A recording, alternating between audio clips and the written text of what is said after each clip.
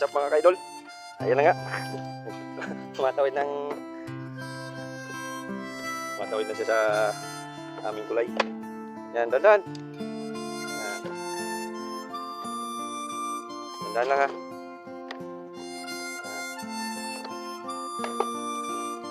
Tumadaan na kami sa aming tulay na gawa sa kawayan. At yan na siya mga idol. Natakot siya dahil medyo marupok na yung aming kawayan. Dahil mga pinagkukuha lang namin galing sa sa dagat. Mga anod na kawayan yan mga idol. Yan na siya. Bagal naman. Tandaan na. Sige.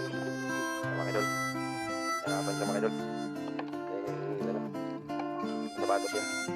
Ito po yung aming tulay mga idol. Yung dating kalsada mga idol. Tulay na ngayon mga idol ang daanan.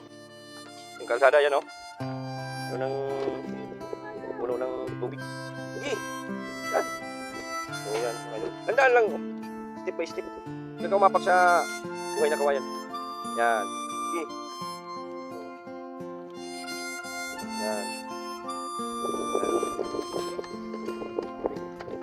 Yan mga idol. Huwag kang umapak doon sa mga kawayan na sige.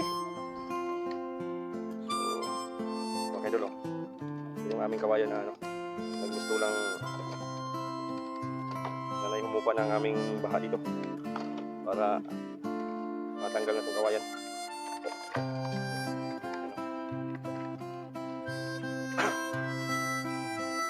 Dahil nga mga idol. Sige.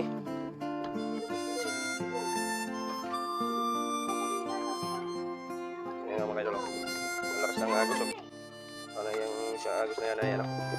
Ayan at may tulay na rin sila tiyo. Tungo sa kanilang bahay. Ayan. Ayan may tulay na sila So ang susunod na tulay dito mga idol yung amin. Ayan. Ang si tiyo sa loob. Ayun si tiyo. Nagwashing daw. Naglabas daw sila mga idol. So yan mga idol. Ayan. Tandaan lang makakarating din. Paano so? So ito na mga idol. Ayan na, dumating na nga kami sa aming tulay. So yan mga idol. Pasok na dun sa loob. Ayun tulay ni Mikano. Ayan yung tulay ni Kuya. Tulay ni Manoy na dun saka kay Nungjungjong. So yan mga idol. Ayan diba? So what's up mga idol? Ito na tubig. Yan na po mga idol. Maraming salamat.